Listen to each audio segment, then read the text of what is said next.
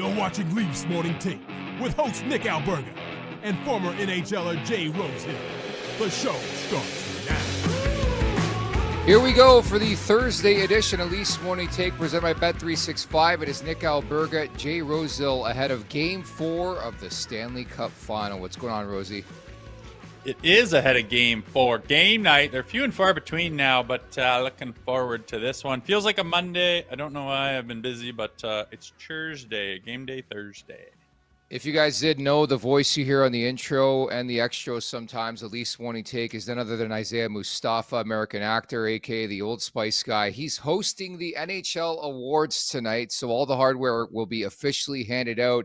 Did you see the leaked picture, the supposed leaked picture last night? No, I did not. What is the picture of? There is a supposed leaked picture of Connor Hellebuyck with not one, but 2 trophies. And one trophy hasn't been announced yet, Rosie. Can you do the math on that one? Ooh, 1 + 1. What would he get besides the Vezzy? Let's just say Oilers fans could be pissed off in more ways than one tonight because, I don't know. Always got to be careful, but the way they've been handing out these awards this year has been different. I haven't been against it. I've been to many award shows. They're so boring. We don't need an official award show. From my understanding, talking to Isaiah, it's a different way of approach this year when it comes to the awards and how they're handing them out and how they're presenting everything. But yeah, there was a supposed leaked picture. Who knows in this day and age of AI and all that, but there was a pic of Hellebuyck with the Vezina Trophy, which we all know he's going to win, and the Hart Trophy. Ooh, baba. So, yeah, it doesn't include playoffs, right? But would your playoff performance affect that, or is it already decided? No. I don't know. I don't mind I don't mind the show, like the way they leaked some of the awards was so anticlimactic and. I don't know, and it's just like, you kind of hear through the grapevine, someone mentions it. I kind of like an awards show. They don't have to be a boring, painful show like what is the worst one? The Oscars probably, but why can't you just get them together and fire up a show? I guess guys are busy and still playing. Is it kind of a shit show or what? What's your take on it? No, well, it happens after the season. It happens a couple days prior to the NHL draft. It's just another date to add to the NHL schedule. Everything's so condensed. I've really liked the way they've handed things out today and sort of the just the humanization of everything too, from Sean Monahan getting the Masterton Trophy, even Spencer Carberry, who, by the way, is going to guest on the show next Wednesday, winning the Jack Adams, getting like the family, the community involved, even Cale Makar, how they his buddies got him. They were golfing and they brought him to his house on the golf court. And all of a sudden the Norris Trophy's there. Like that's a different way to approach it. And I don't mind it. It doesn't interfere with the schedule. Doesn't, I don't know. It's just like, you have to reimagine it, I think, in 2025, but it is unfortunate because you do that. There's one asshole who's going to take a picture at some point in time. And that's pretty much precisely, I think, what happened. Again, we'll find out tonight if it's fake or not. But yeah, I mean, this picture was released. It was leaked out there, and Hellebuyck's got 2 trophies. And if it is the case, it's unfortunate it gets leaked that way, especially the Hart Trophy, man. So some have been given out. We know about the Masterton. We know like the Vezina was already kind of voted on. And the last 2 to be given out here, my understanding, I think that the 2 that are going to be displayed and put out tonight in the official award show hosted by Isaiah Mustafa will be the Vezina Trophy and the Hart Trophy. And we know that Hellebuyck's winning the Vezina Trophy because he was far and away the best goalie in the league this year. Yeah, so then the award show is tonight. Yes. On Game 4 of the final. Yeah, they're doing a little pregame thing. I won't even watch it, but I don't know, man. I dicking around. Like I thought you said it like it used to be right before the draft, or like what's going on? I'm confused. This is a shit show. I don't know why are some of them given away? Some are secret. There is an award show. There isn't. It's on the game day, like with all the nights that doesn't have a game on it. I guess people have already put their calendar down for hockey tonight, so they do it that way. I don't know. I don't like it. I think it's a recorded special. My understanding, it's a recorded special. They put something together acting as the NHL awards. But yeah, truly the last decade, we'll say this award show has happened after the Stanley Cup has been handed out a couple days prior. to the NHL draft. Not this time. It's happening tonight. 2 more awards to Gotcha. get to. It's the Vezina and the Hart Trophy. Cool. Neato, I guess. Yeah. Man, well, if you're already tuned in, going to watch the game and they do a little something like they're not doing a whole awards show before, like the guys are going to be there in their tuxes and stuff, and it's on stage it's just a little ceremony deal, eh? Okay. I don't know the extent of it, but I think it's interesting if Hellebuyck does win the Hart Trophy. I wouldn't naysay that. I wouldn't poo-poo that. I think he's had an excellent year, but we don't often give out Hart Trophies to anybody who's not, a forward, we'll say. That's unique. I think he'd become, the third goalie in the last, we'll say, 30 years to win the Hart Trophy, but I think it's worth it. The juice is worth the squeeze, and I think the irony of this all is how bad Hellebuyck was in the playoffs, and now he's going to win the 2 most major awards you can win in the NHL. I know. How's the Hart? Is it voted on by the Writers Association, or who? How does that decide? I'll have to double check the Hart. I can never remember who votes for what, but I believe I don't know, Hart Trophy. That's surprising that the goalies don't get it more, because it's a position that is so integral to the success of a team. If your goalie has an off year and is struggling, you don't go anywhere, right? You just don't. And if he's hot as hell, he can single-handedly win you games as much or more than, a forward can. Maybe not a Connor McDavid, who's generational, but it surprises me that in 30 years they barely give that to a goaltender, because usually the goalie is kind of the heart and soul of your team. So yeah, and then it's obviously based on regular season, which Hellebuyck is and has been for a while unbelievable. It's just kind of funny because our most recent memory is the playoff struggle that he kind of has, and then you start filling him up with hardware. It makes it look kind of funny. Yeah, the PHWA votes for the Hart Trophy, but you're so right. Recent memory, it's kind of unique and interesting, but well deserved, I would say, for Connor Hellebuyck. He was incredible, back-to-back Vezina trophies, we think. And again, you saw the picture on your screen, the supposed leak of Hellebuyck framing up with both the Hart Trophy and the Vezina Trophy. We'll see officially coming up tonight. Our Super Chat charity partner this season is Sick Kids. Want to make sure that your question or comment gets on the show. Hit us up with a Super Chat. Proceeds from our Super Chat will go to Sick Kids, ranked the #1 research-intensive children's hospital in Canada and 3rd in the world. So I called this a must-win. People pushing back on that. Any way you slice it, a big, big game, Rosie, here for the Edmonton Oilers. Game 4 tonight after a 2-day break here.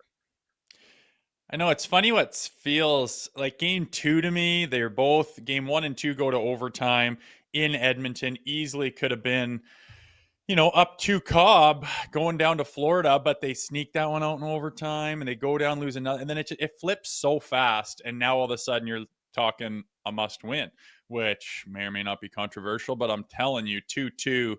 Oh, baby, she's a series. 3-1. That's a big gap. It's a huge game. I don't know if they all are. It just seems like that. Seems like game 2 and game 4 oftentimes are this could be the whole deal here. So I called it after that blowout that Edmonton would respond and win game 4. I can't wait to see what it looks like at the drop of the puck. That's the thing about playoff games. I can't wait to see who comes out buzzing, who steals momentum early, who looks better, and then who has to adjust and who's kind of scrambling to find it. Is always interesting to see. But I wouldn't be surprised if Edmonton came guns a-blazing. Well, to me, it just comes down to math, right? I think you start mathing, especially when it's 3-1 in a series, and then you try to map out in your head. And again, I know what happened last year where Edmonton was down 3 Cobb. They win 3 in a row, but this Florida team specifically, I think, would be really, really hard to win 3 straight games against. And again, we probably said that last year, but that's where my mind goes, and that's why I think this is such a massive game. To win game 4 potentially, and to have game 5 on home ice and put yourself in a driver's seat to win a cup, that's a pretty damn good scenario if you ask me. Yeah, that would be pretty solid. So what do you mean game 5 to win? Yeah. But that's I'm saying if you're Edmonton, you're down 2-1 in this series. The ideal picture is winning game 4 to make it 2-2 and to set yourself up for success on home ice in game 5. But I don't know about you. When I look forward to this game tonight, I think it's going to be about the big boys of the Oilers, whether it's McDavid or Draisaitl. Nugent Hopkins is banged up. They're calling him a game time decision. But when you're a game time decision in the playoffs, you're playing. I think he's playing at least. But I think this Stuart Skinner, the goaltending debate, but I think the big boys are guiding everything for the Oilers if they're going to win tonight. Yeah, and that last game, game 3, it was just, we've seen that before with the Leafs playing against the Panthers, and they're trying to get stuff going, and they're just like literally running into a wall. Like sometimes you cross that blue line, and it's just like nothing, nada. You get hit, you get stripped, turnover. Better get on your horse and get going the other way because they're coming back. And it's just, I think they frustrated McDavid and Draisaitl there in the in this third game, and got that lead. But yeah, I mean, that's how Edmonton's constructed. They're unconventional. They have lots of depth, though. Their D are better than they have in the past. Skinner's been playing well, but I mean, it kind of is all on the shoulders of McDavid and Draisaitl. When those guys are hot, they just lead the charge like no other team you can think of. They're that good. And, I think that was a masterclass again by the Florida Panthers on shutting those guys down and controlling the game. Like, it was a 60-minute effort. I think the Panthers are the best at putting a 60-minute game together, which everyone's trying to do every single night. It's like you spend a whole season trying to get to the point where you can put 60 together, which is difficult in the NHL because of obviously there's another NHL team on the other side of the rink there. But like looking back at game 3, it's just like, oh God, if they can access that game all the time, even McDavid and Draisaitl don't have an answer for it. And we've seen that time and time again in these parts. We saw it in game 5. We saw it in game 7 where they just go out there and they're just going to beat you. And it's an uphill battle. And they come in waves like that. That's the impressive thing for me is like, I don't see much difference in the way line 1 plays to line 4, which again, the disparity in talent suggests there should be a difference, but that's what makes Paul Maurice such an incredible coach. And the fact that we're 3 games into this series and Alexander Barkov has been held very, very quiet, I think would concern me from the Edmonton perspective. Again, when you look at Florida, everything drives through Sam Bennett and Brad Marchand. Those guys have been the big story in this series. But in general, goaltending is so massive this time of year, and it really feels like Sergei Bobrovsky is starting to cook a bit here, Rosie.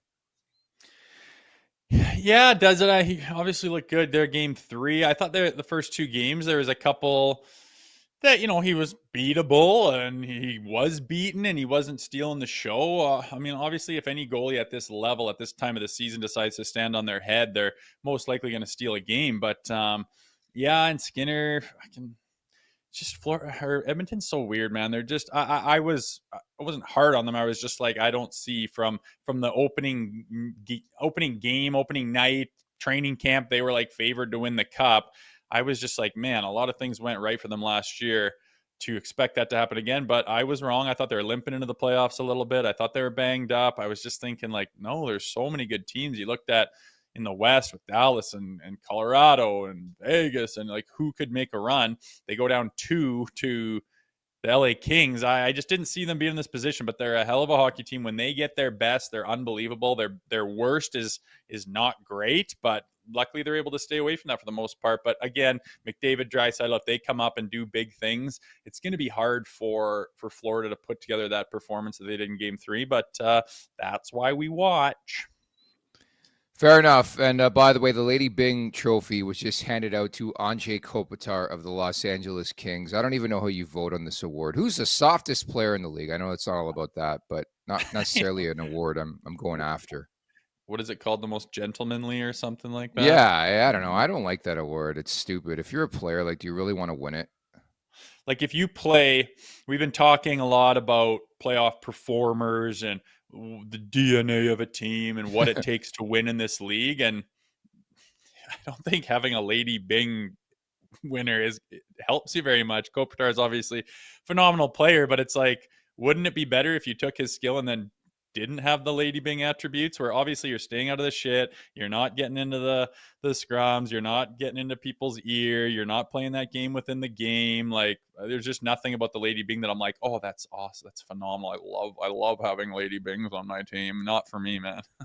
Yeah, put it this way. Corey Perry, Sam Bennett, Brad Marchand will never been in the running for the Lady Byng. The official wording on the award, the player adjudged to have exhibited the best type of sportsmanship and gentlemanly conduct combined with a high standard of playing ability. Maybe you change the wording and I'd be more happier with this award.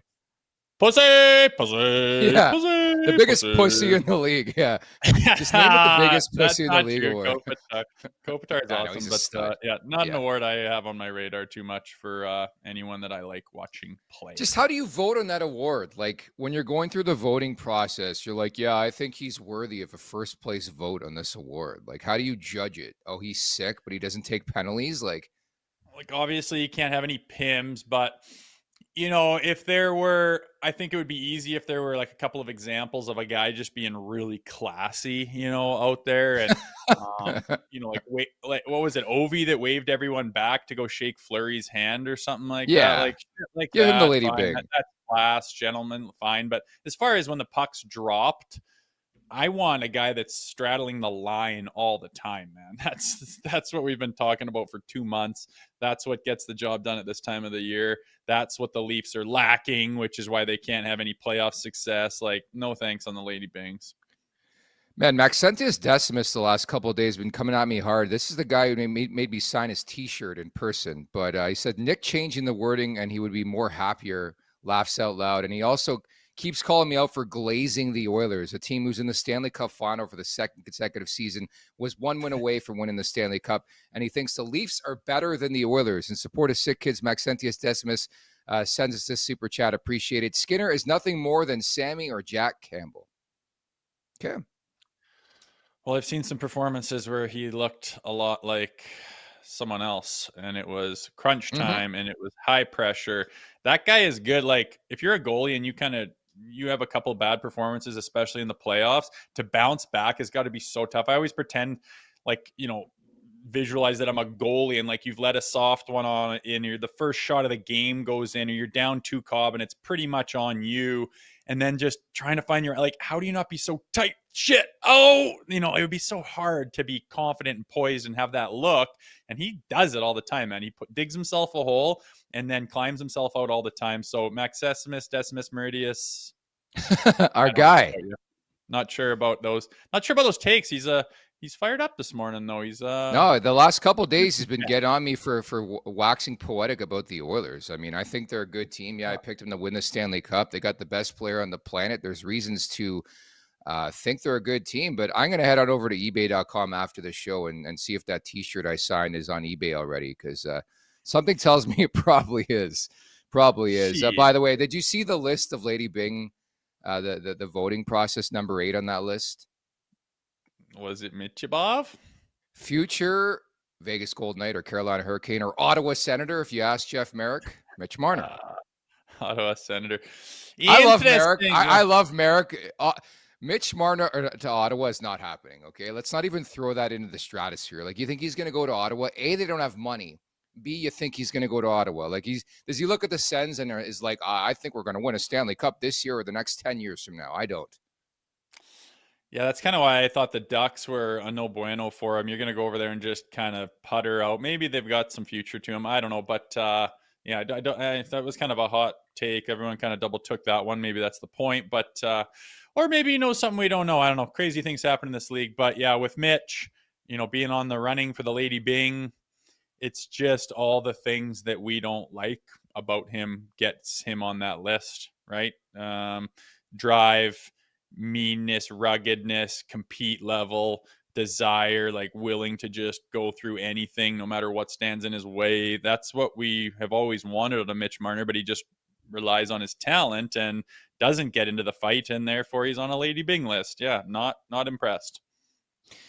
Fair enough. I think we've had a long enough Lady Byng conversation. At the Leafs Nation 401 on YouTube, hit that like button, hit that subscribe button. Leafs Morning Take wherever you find your podcast. Make sure to leave us a 5-star review. And don't forget to visit theleafsnation.com. So as you can see in the title and thumbnail of the show, we're talking potential trade targets today for the Toronto Maple Leafs. If you'd like to chime in either with a super chat or just a general comment in the chat, we'll try to get to it. Who you'd like the Leafs to trade for. But there's a variety of names that we pulled up, 5 to be exact. There's a lot more out there.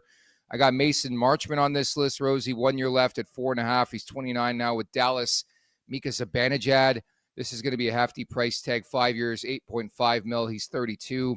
Jared McCann. There's all these former Leafs on this list. 2 years left at $5 million. He's 29. Jonathan Marchessault, I know sparks your interest. 4 years at 5.5, 34 years of age now with Nashville. And Vladimir Tarasenko, I don't like this fit at all. I know he's got the attachment to Craig Berube. 1 year left at 4.75 with Detroit. He is 33. Who stands out for you? Well, just since you just mentioned Tarasenko, like he wasn't really a big factor in that Stanley Cup win in 19, I think it was he? Like he was on that He team, was. but He was massive. Yeah. Yeah. And He used to be a superstar player, a bordering superstar Yeah. player. Now he's just like an afterthought, I find. I remember. Yeah, what stands out to me is Jonathan Marchessault. Like, I like his age. I like, 4 years at 5.5. Like, what do you think it would take to get him? Like, is Nashville's a disaster? They have to change something. I mean, it still blows my mind to think of, just about 12 months ago, everyone's oohing and awing and shoving them to the top of their Stanley Cup competitive rankings with who they added. And it's just one of those things. You can't just put a bunch of good names on paper and you're going to have a good hockey team. You have to have it balanced. You have to have the dishers and the shooters and the setup guys and the grit and the tenacity and the leadership and the D. It just has to have all the boxes checked. Obviously, Nashville's missed the mark with their moves this summer, and they're going to have to blow some stuff up. But Marchessault stands out to me. I don't know, like cap-wise, what they're, $5.5 million. Like, are they going to need to unload that? We don't have a lot to offer. Is the thing. You're going to have to get someone who's in a jam and basically needs to let somebody go just to free up cap room, and you can get them for giving up not what the guy is worth, which is just so hard, I'll get to that in a second. I found the root of Maxentius Decimus's issue. He hates Oilers fans. He sends this super chat in support of sick kids. Place the Leafs in that division. We'd be in the final, taking Florida to 7. Oilers fans are most annoying in the league, worse than Sens fans. Okay, that I can get behind with you. Getting back to the point about Jonathan Marchessault, comes with the pedigree, the Stanley Cup pedigree at that. By the way, we mentioned Tarasenko at 11 goals and I believe 6 assists, 17 points in 26 playoff games for St. Louis when they won the Cup a couple years back. But it's fascinating to me, man, not even a year removed. It'll be July 1st where all those moves that Nashville made are biting them in the ass. You can throw Stamkos in that conversation. Remember the narrative, on July 1, Nashville coming off this storybook season. They got all this veteran presence. They brought in Schenner. They brought in Marchessault, Brady Shea, Stamkos. And the perception of them now is like night and day. It's pretty insane. The fact that they signed this lucrative contract for Marchessault, the pedigree and all that in the playoffs, and all of a sudden they want to flip things up and maybe potentially trade this guy. Maybe it's Marchessault being like, get me the hell out of here. Yeah, maybe. I mean, talking to Schenner too, during those times, it was just like, man, this is just like, it's bad enough being bad, but when the expectations were not just high, but like through the roof, everyone thinks you like stole free agency and you're just at the top of the food chain and you just fill your pants night after night. And then, everyone's frustrated.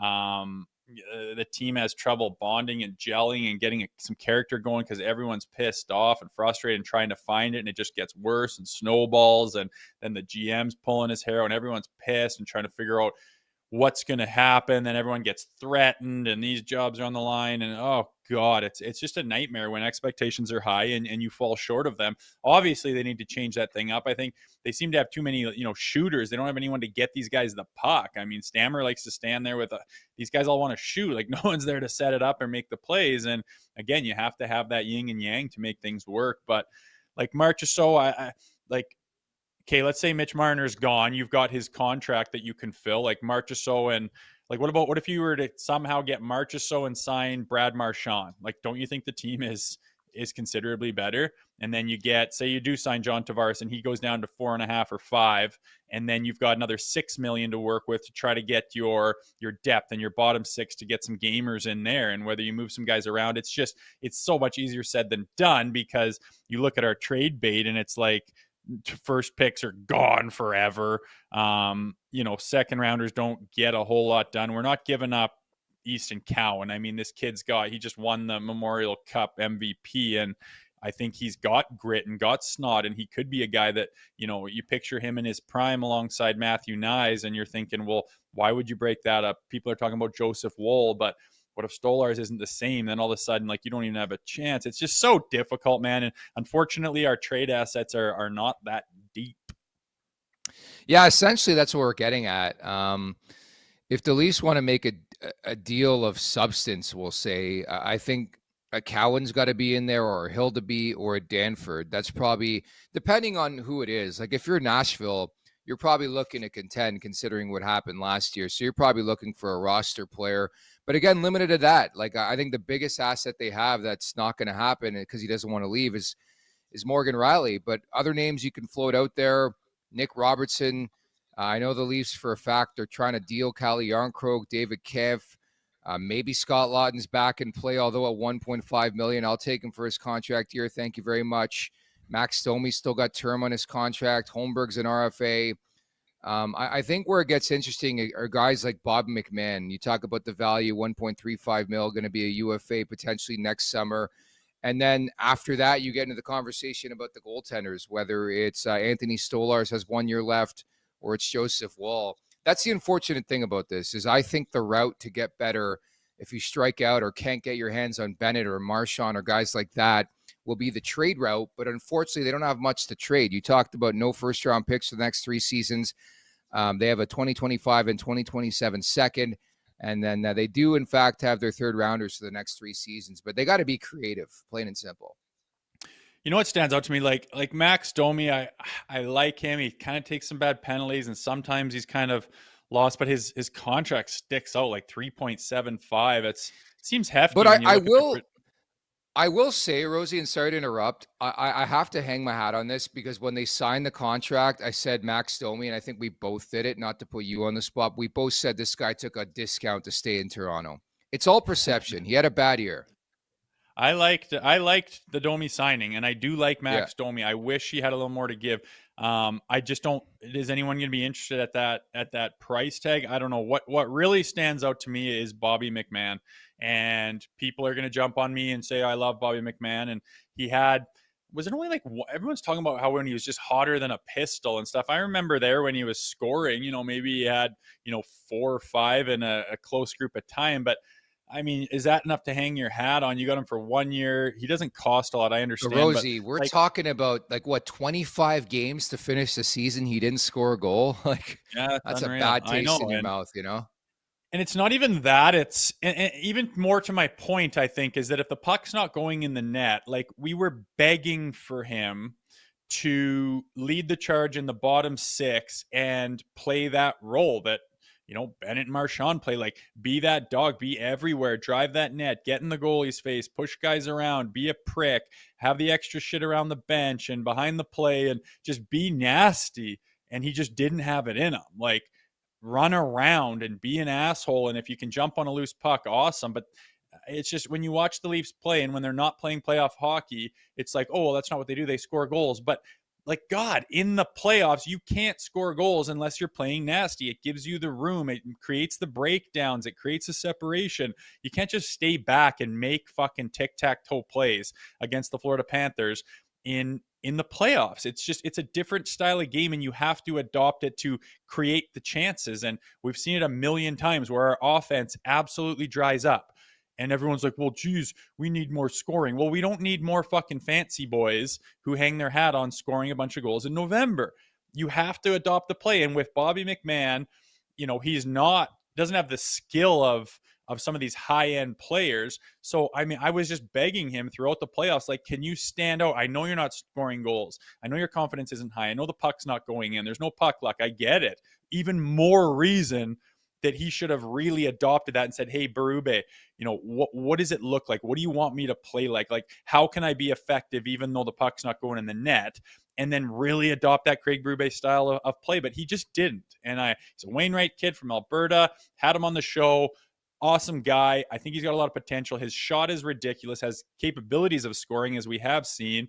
But there's a perfect guy who could adopt one of those roles that everyone who's playing right now has taken on and is standing out for all the right reasons and is super effective and highly valuable to their team. That could have been Bobby McMahon, but he just doesn't do it. I don't know if he's not willing to, not capable, if it's not in his DNA, scared or doesn't want to be that guy, or just wants to focus on scoring. I don't know, but it obviously didn't work. He didn't stand out. He was stymied, and for that reason, I'm just sitting here going, like, we need guys that are willing to do that. And I'm not sure if Bobby is, based on what I've seen. Got to give him props still for the play he made to Pacioretty in Game 6. I think that was a pretty decent play. But you're right. I mean, you can have that same conversation for a variety of different guys. And for the record, Bob McMahon has never guested on this show. We don't particularly get a lot of Leafs, unfortunately, and we are a Leafs podcast. But yeah, he was. No, he wasn't. Bobby McMahon. All we've had is Joseph Woll, Matthew Nyes, and Ryan Reeves. It was 2 years ago, like right when he signed. No. That's insane. I'm almost positive. I remember saying "Good Wainwright boy" and like talking to him. Holy shit, no, I think what you're recalling is you were there for Scotty Bowman was talking about how he knows Bobby a bit. I must be totally crossing my wires, but I like remember him on the screen and everything, but whatever, really? I guess not, but doesn't matter. Doesn't change my opinion on, say we lose Marner, re-up with a couple other guys at $5 million or 5.5 or 6, and okay, cool. Maybe we get Brad Marchand, cool. But again, like, what are the Panthers doing? Like you said, it doesn't really matter what line they throw out there. They all do it together. You can't have a Brad Marchand to be completely all by himself out there playing that game and for it to be as effective. The thing about the Panthers is they come on you wave on wave.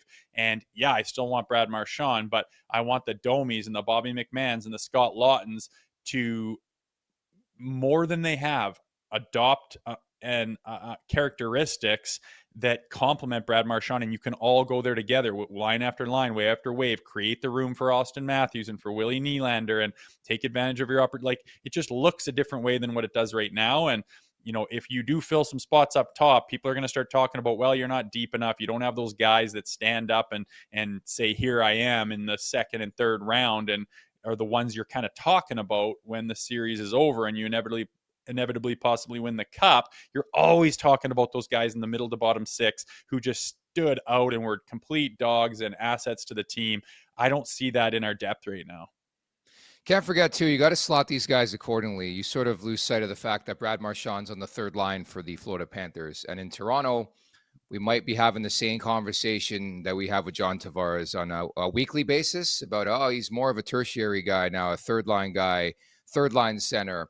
I think you got to be careful with Brad Marchand, too. He's on the third line with the Florida Panthers. That opens up so many more options. The matchup game, playing with Lusteron and Lundell. At the Leafs Nation 401, hit that like button, hit that subscribe button. Maxentius Decimus, thank you so much once again for the super chat. Domi is a winger, not a C. McMahon, Kampf, gone.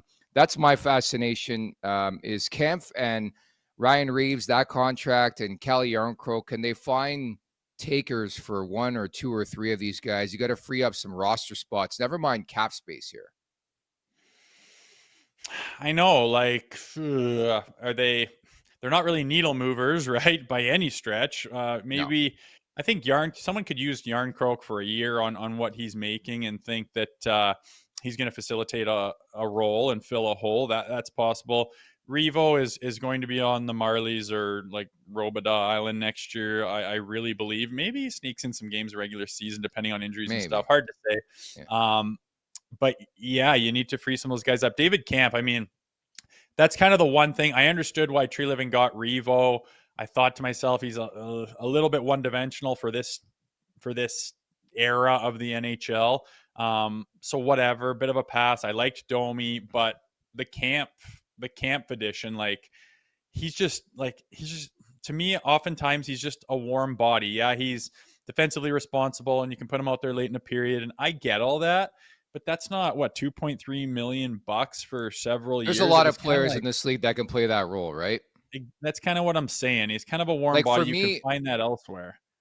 Yeah, like for me, I think Pontus Holmberg is a guy who can play that role and play just as well, if not better. Like I don't need Holmberg and Kampf both on my roster. 2.4 million for 2 more years. Like, I really think David Kampf has got to go. I don't think that's the one thing that I'll just say, Tree. I don't know what you were doing there. Big Tree Living fan. I think I've been vocal about that, but on that contract, I don't understand. It just seems like it was just the end of a Friday and the agent was being a pain in the ass. Fine, just do it. Just let me get the hell out of the office. But not loving that one. He doesn't bring nearly enough to the table to even justify a roster spot in some ways. Obviously, you don't just snap your fingers and replace him, and I understand he has some positives to him. But if you're thinking like we need to get to the Stanley Cup, I don't think Camp at 2.6 or whatever the hell it is 2.4. Yeah. No, I remember the deal came together at the draft a couple years ago, and I was doing the show from the draft, and I was like, I like the move, but yeah, he's not a needle mover. You're right. I think he's replaceable is the best word I would use to describe David Kampf. I think there's a lot of players in this league you don't need to give 4 years to that can play that role. I don't care if it's winning faceoffs with 3 minutes left or doesn't chip in anything offensively. It's not like you're waiting for David Kampf to score a big goal. It's not going to happen. No, and what's your take on, I'm a glazer of the Florida Panthers without question. I watch them play, and it's just everything I would want my team to be. I'm sure every GM would want it to be like that, but just their identity and their mentality, like how much of that do you think is Paul Maurice that is taking it? Because you've mentioned you take that roster, put them in Toronto, they're not as good as they are. I always think that too. Like that roster down there, if they were up here, like there's so many names you don't even know, or like who the hell is that guy? If they were on Toronto, people would be like, what the hell is this? But they get molded into a team that has an identity. And you talk about Craig Berube, he's only been here for a year. He was brought here for a reason. I'm talking about getting the most out of Max Domi and the Bobby McMahons and getting them to understand, like, you need to do this so that the people around you start doing it, so that everyone starts doing it. Then we fill in some free agents who are known to do it. And all of a sudden we present ourselves to the playoffs next spring. And it's like, ooh, they've learned a lot. And how much of that is Craig Berube? Can he get out of those players? Can he make Domi play on the edge? Can he get a Bobby McMahon to play a more playoff style hockey and stand out in the right ways, even if it's not on the score sheet? Do you think he can take another year here and get some of that out of these players, whoever they end up being? I think a lot of it is about accountability. Like, for example, when you look at Florida right now, is there a player that profoundly sticks out that's their marquee go-to guy? No, it's everybody, man. Like exactly. They're just, and I think it starts at Bill Zito. I think it starts at the top and the type of player they bring in. You even look at this year's trade deadline, Brad Marchand. We all speculated, like, a little skeptical, like, what the hell is this move? A second-round pick for Brad Marchand. He barely plays down the stretch. He's been a perfect fit. I think this organization is incredible at assessing talent and guys who will fit their roster. How many times we talked about in Toronto, the Leafs bring in a big name that everybody wants, but does it necessarily fit with what they're trying to do? No. I mean, there's so many examples of that, especially in the Dubas era, the Nick Foligno trades, guys like that, where Florida, there always seem to be a purpose over what they do and who they bring in, even Seth Jones, like that trade. Having the ability to have a Spencer Knight, dealing him to Chicago in that deal. But I think it starts at the top. There's no entitlement. They all play, at least it feels on paper, for the crest in the front of the jersey. And I can't say the same sometimes about some of these Maple Leafs, man. Yeah, I know. Like, I'm tired of using the same words to describe that, but it is like,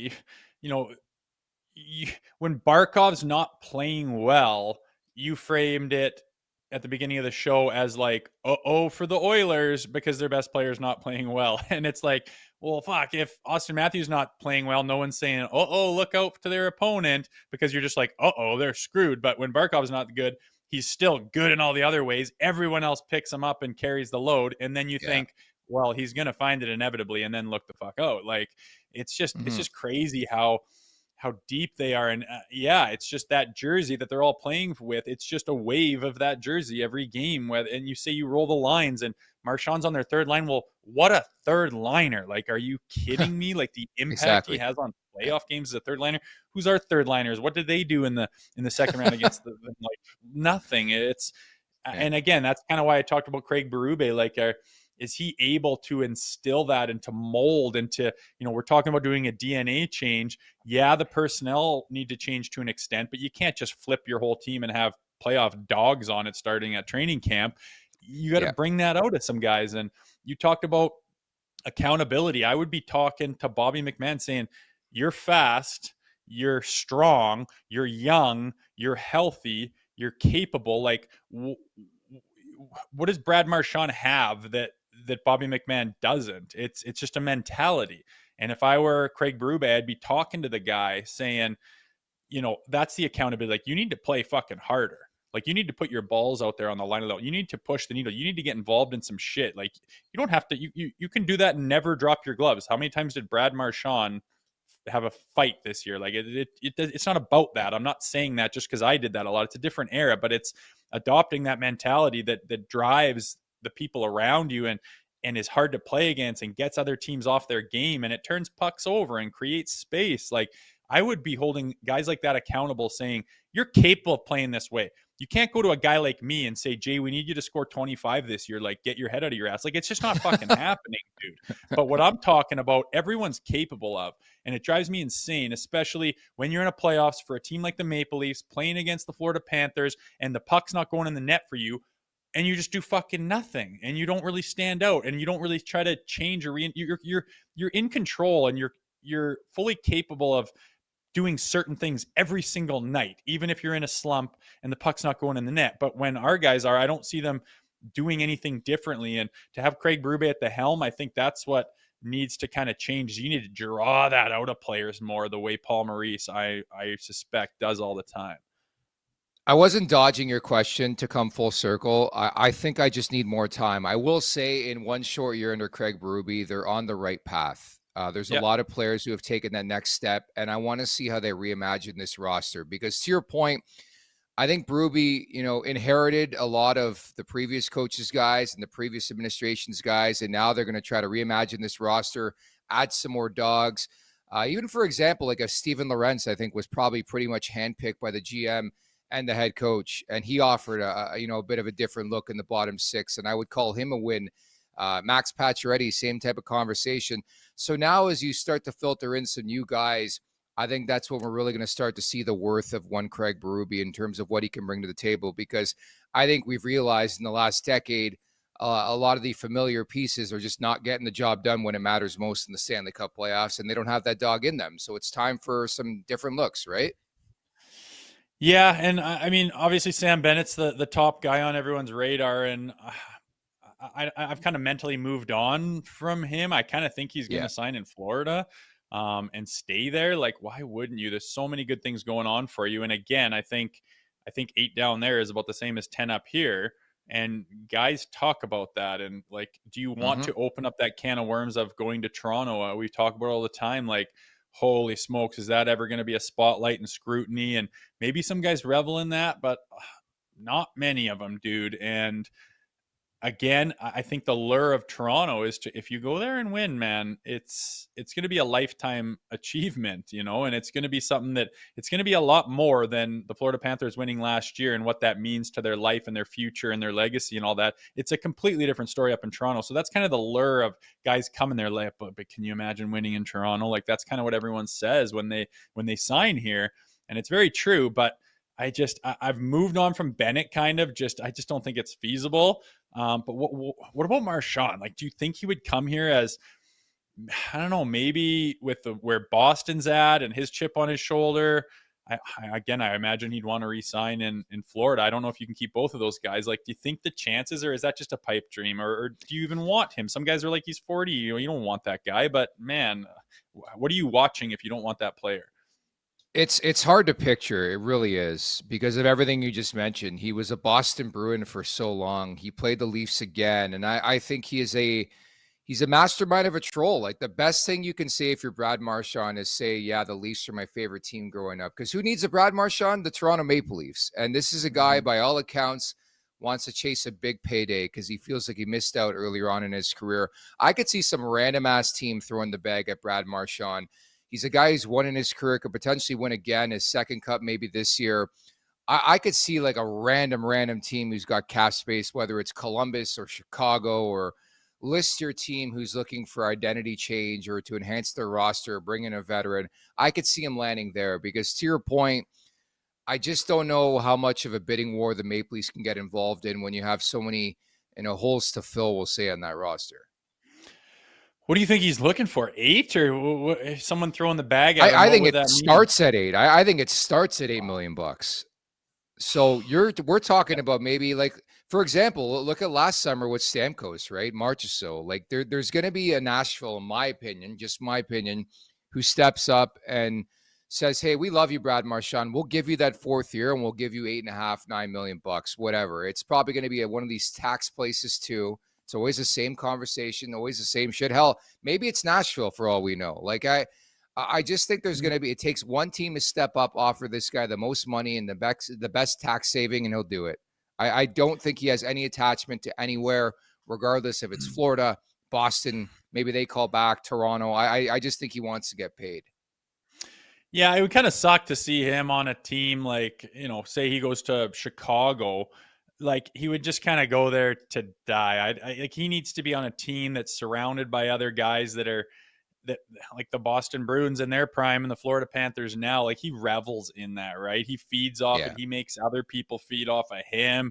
And to watch Marchand in the playoffs is just, you shake your head. And even if you hate the guy's guts, it's still phenomenal to watch him in the playoffs. So it'd be kind of sad to see him go somewhere where they're rebuilding and he's on his own, and you just aren't going to get those Brad Marchand times anymore, as he's, his age is 30. Is he turning 37 this 37. year? He's 37 already. Yeah. Yeah. Like, you go a 4-year deal in Chicago, it's bye, highlight reel Brad Marchand stuff where you shake his hand and say, how does this guy do this? And even though he's usually doing it against the teams I care for, it's still incredible to watch. And his value is very high, and I would love to have him on our team. It seems like every time we talk about a guy like that for the Leafs, it's like, yeah, well, he's the hottest ticket in the free agency, and someone's going to throw the bag at him in a no-tax state, and like Toronto just basically has no chance. Can't forget too, man, not for anything, but the majority of the season, Brad Marchand was not Brad Marchand. He was dinged up. I know. He obviously felt a bit healthier as the season went on. It doesn't matter. There's just a lot of moving parts, and I'm just curious to see who they identify and say, we're going to go after this guy. And if even Marchand, if he gets to July 1, maybe his rights are traded, or maybe he resigns with Florida. And there's only select players like that. I think it's going to be an arms race in terms of who wants this guy. Couple things to bring up at the Leafs Nation 401. Hit that like button, hit that subscribe button. In support of Sick Kids, Milan Tomasevich, great name, by the way. What do you think about a Woll for Byram trade? Committing to Stolars as a 1G and finding the next Stolars via free agency. I think that's tricky to do without knowing the future of Anthony Stolars. Like, the only way I'm trading Joseph Woll is if I have an extension locked up with Anthony Stolars. I think they go hand in hand, and you think Dennis Hildeby or the Russian kid, who I can't pronounce his name, are ready to take that next step. And so you feel a bit more solidified and comfortable in between the pipes. But that's an intriguing offer. It sounds like everybody wants that of Buffalo, man. 14 straight years missing the Stanley Cup playoffs. Byron is a guy who can run a power play, but has never really lived up to expectation from his junior days. And to think of Joseph Woll staying in the Atlantic Division scares the hell out of me, Rosie. I won't lie. Yeah, you just watch him grow into what he could potentially be. I don't like, okay, let's say you make that deal and Bowen Byron's on the team. I like I don't think our problems are solved. Like, I don't think we got a whole hell of a lot better. And I think you're risking your future of not having a goaltender, which you just all is for naught. Like, you might as well not talk about anything else if you don't have reliable goaltending.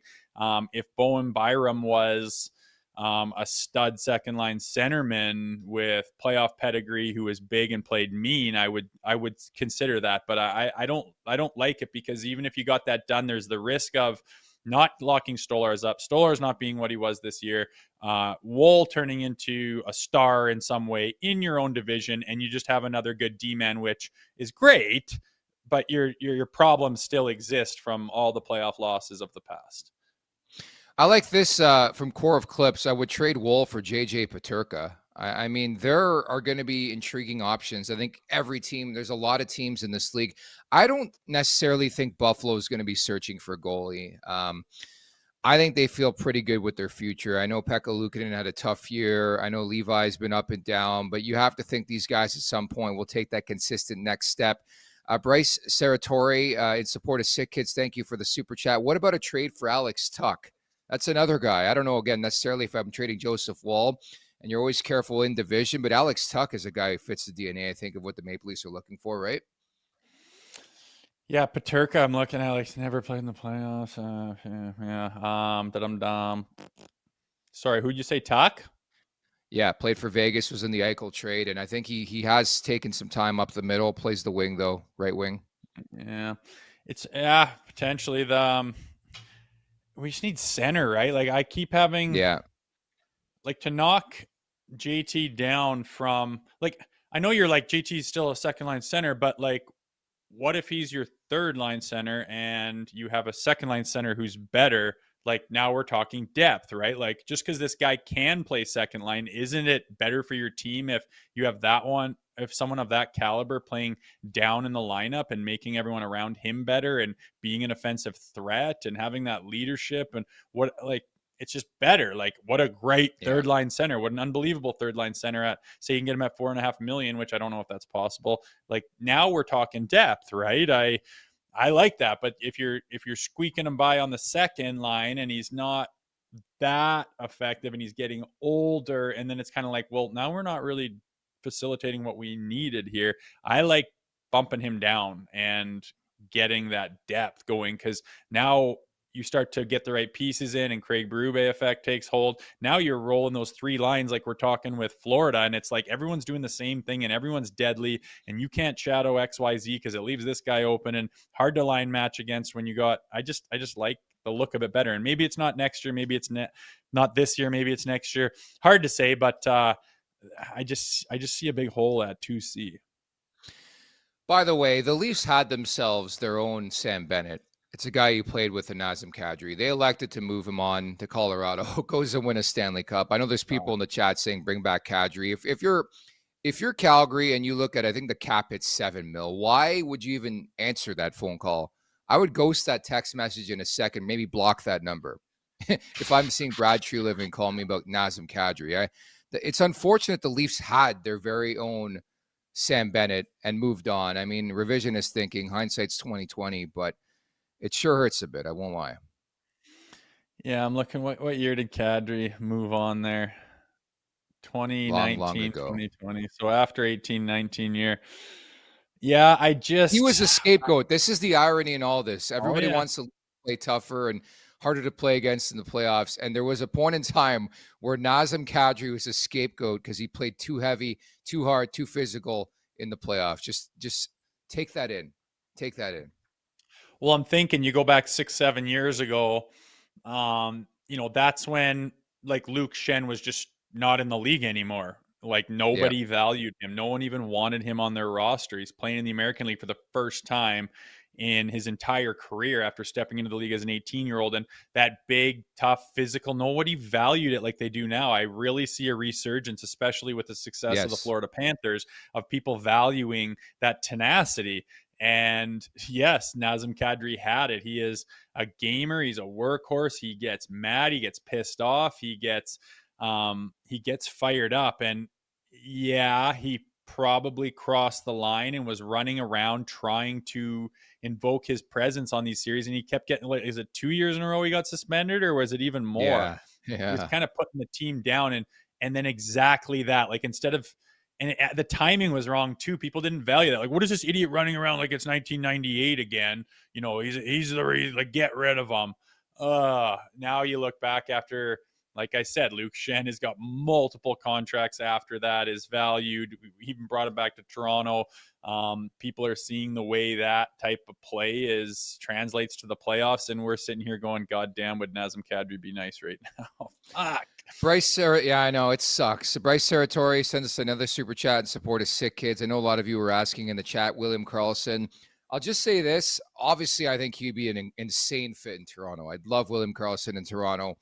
There's been a bit of pushback from the conversation last summer that what we heard and we talked about the last couple of weeks about Vegas and Toronto, talking about a potential trade. From my understanding, I think the Leafs had interest in William Karlsson.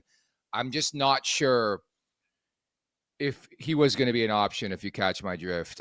There's a lot of moving parts. There's a lot of no trade clauses. They do trade or they do change, through the years. But there's been a bit of pushback when I presented the idea of like, how about a William Karlsson being a Toronto Maple Leaf? But on paper, he would be an incredible fit, wouldn't he?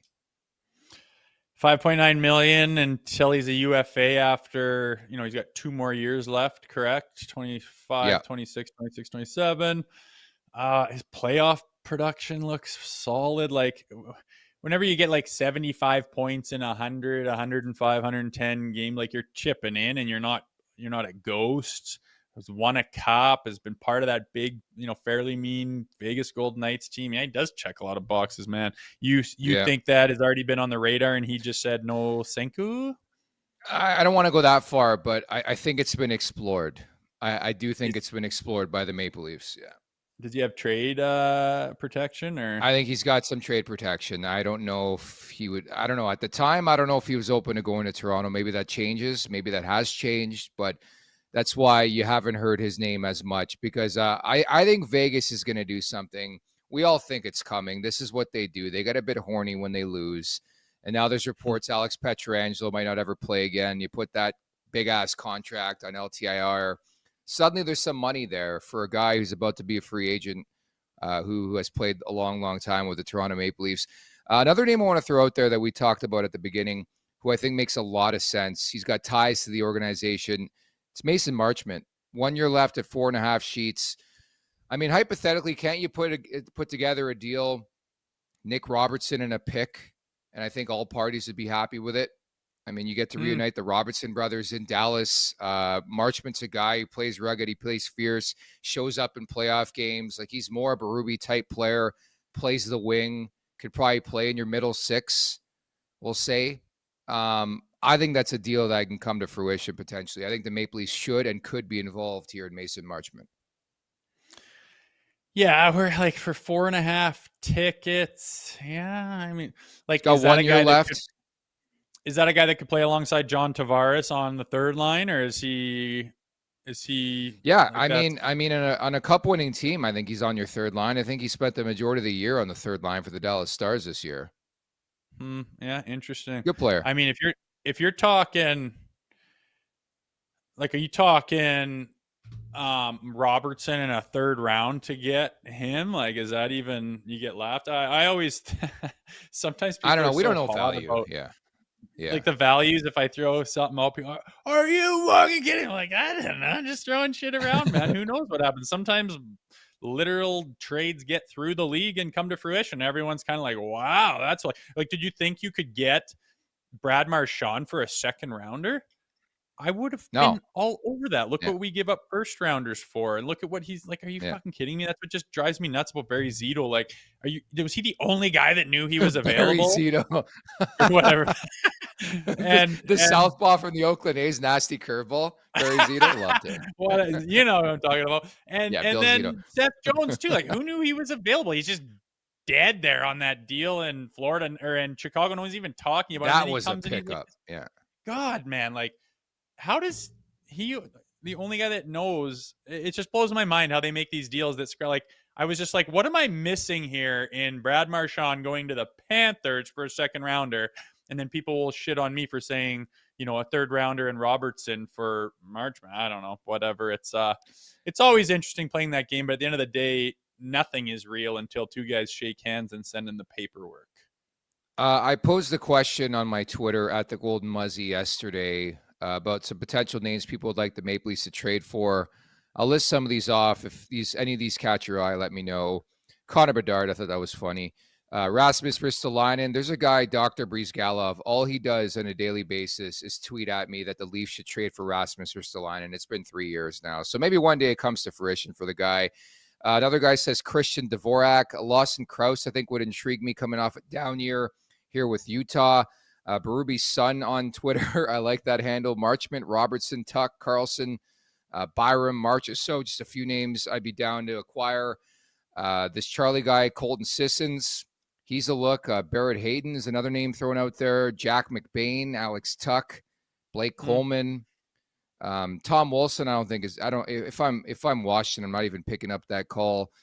Jared writes in Dakota Joshua, Kiefer Sherwood, Mason Marchment, Brennan Gallagher, Evander Kane. We've talked about a bit. Tyler Bertuzzi is another intriguing one. There was a conversation yesterday on social media that Bertuzzi could get bought out. By the way, it sounds like TJ Brody's going to get bought out already by Chicago. I think he's done. I think he's finished, dude. I don't know what the hell happened there. I saw something that's like the most underrated players of the Leafs of all time, and Brody was on there. I was like, what? Dude, he was really good in his first 2 years. Like, that was a good contract, and it went south in a hurry. Nothing stands out to me like Justin Holl. Keith would play him like he was fucking Lidstrom, and I was just like, some of the gaffes were like, have you ever seen that Charlie Huddy low light clip, and it's Huddy just making the most egregious plays you've ever seen in your life? It's like 10 minutes long, and you just can't even believe this guy was on the team, but it was the 80s. You're just swinging around. Yeah. It was like, you could do that with Justin Holl, and you're just aghast watching it. We watched it for 2 straight years. And then Detroit signed him to that contract, and I think he was a health bomb like 7 games in. He has done fuck all for Detroit. It's wild, man, how guys don't do their homework. I don't really see I would roll the dice on some kind of American League guy who's buried in his organization over that, like, to see if he can play. Anyway, hearing that list makes you think there are options out there. Obviously, Tree Living is in the know of all of that. I'm sure he's working the phones and going over the boards and throwing hypotheticals together. And we do know that we're a little bit light as far as our trade assets, but sometimes you got to get creative, and sometimes you can pull things off. And I hope he's trying. I want to see some semblance of new blood with the potential to have what we need going on, even if they aren't, household names. And then again, I do think that Berube taking an entire second season to really understand, like he even says, I don't know what happened in the playoff past. I don't get into it. It has nothing to do with it. It kind of surprises me because this group and this core and them running it back have had very specific issues in the playoffs. I'm sure Berube knows of them, but for him to kind of not get into it, it's like, well, I sure hope he kind of saw what the Panthers do that the Leafs didn't. And they had him down 2-0. They had him into game 7. Like, you just need those tweaks, man. I hope that Berube, I don't think anyone talks enough about what he can do to the guys that are there and that they do inevitably bring in to maybe mold them into the team they need to be.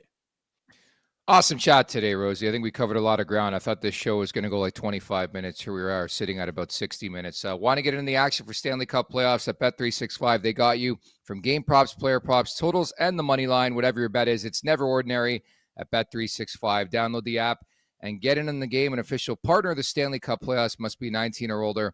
Ontario only. Please play responsibly. If you or someone you know has a gambling problem, visit connexontario.ca. Simple bet for me today. Oilers money line. I like them to win game 4 tonight. Yeah, I was going to be all over the over. It's a little different. 365. Yeah, it's moving around a little bit.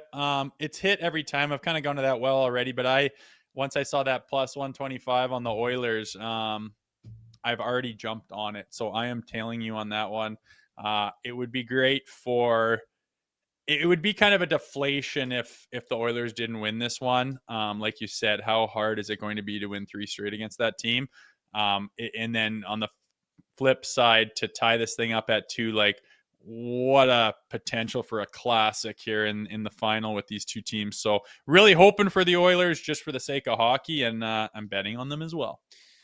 Fair enough, Rosie. We'll leave it at that. I don't believe you are back until Tuesday. Carter Hutton's going to be in tomorrow, and Zach Phillips coasting on Monday. So looking forward to that, and I guess we'll talk on Tuesday, okay?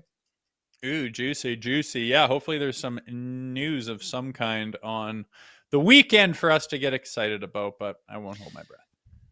Of note, coming up tomorrow, Craig Button, TSN's director of scouting, is going to drop by. We're going to get his thoughts on the Maple Leafs, what they should do over the next couple weeks. And we'll talk Mem Cup as well. Easton Cowan winning MVP. We had him on after winning that and also winning the Memorial Cup, and where Craig projects Easton Cowan to look or be starting next year at the pro level. So that's coming up tomorrow. Thank you to everybody in the chat at the Leafs Nation 401. Hit that like button, hit that subscribe button. Leafs Morning Take, wherever you find your podcast. Make sure to leave us a 5-star review. And don't forget to visit theleafsnation.com. Thank you to producer Vic. For Jay Rosehill, I'm Nick Alberga. Carter Hutton in the saddle tomorrow. Talk then. Ooh. Make sure to check out more of our content right here on the Leafs Nation YouTube page. We got long-form interviews, we got clips, we got epic rants by Jay Rosehill. We simply have it all. And don't forget, you can find out much more at theleafsnation.com. Thanks so much for watching.